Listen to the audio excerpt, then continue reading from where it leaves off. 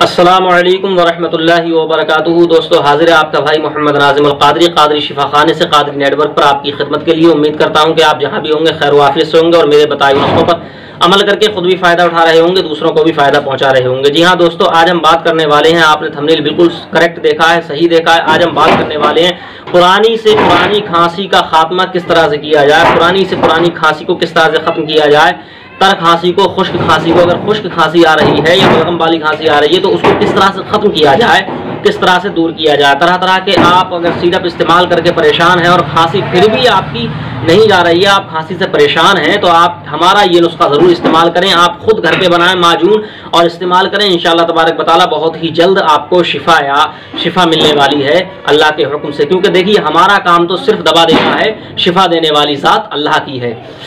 आइए हम चलते हैं नुस्खे की तरफ। सबसे पहले आपको लेनी है 10 ग्राम तबाशीर, 10 ग्राम लेनी है आपको काकड़ा सिंगी, और 10 ग्राम लेना है आपको असलुसूस, और 10 ग्राम लेना है तुख्म खशखाश, 10 ग्राम आपको कलौंजी लेना है खालिस, और 10 ग्राम लेना है आपको गोंद कतीरा, और 10 ही ग्राम आपको लेना है मवेज़ मुनक्का। ये आपको मैंने कुल 7 अदविया, 7 जड़ी बूटियाँ बताई हैं, 7 दवाएं बताई हैं। इनमें से पहली 6 दवाएं जो आपको मैंने बताई हैं, तबाशीर, कागड़ा सिंगी और असलुसूस, तुख्म खशखाश, कलौंजी, गोंद कतीरा, इन 6 की 6 दवाओं को खूब बारीक कूट लें और सफूद बना लें, पाउडर बना लें।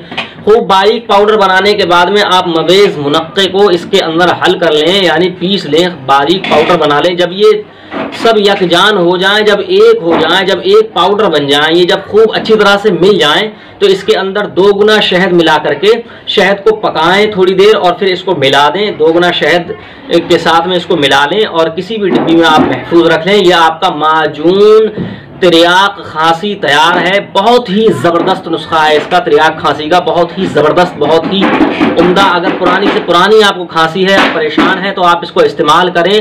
इससे फ़ायदा, बेनिफिट किस तरह से होता है, देखिए, तर खांसी हो या खुश्क खांसी हो, इसमें बहुत ज़्यादा मुफीद है। अगर आपको खुश्क खांसी आती है तो आप इसका इस्तेमाल करें, खांसी ख़त्म हो जाएगी। अगर आपको बलगम की खांसी आती है, बलगम वाली खांसी आती है, बलगम आता है साथ में, तो आप इसको इस्तेमाल करें।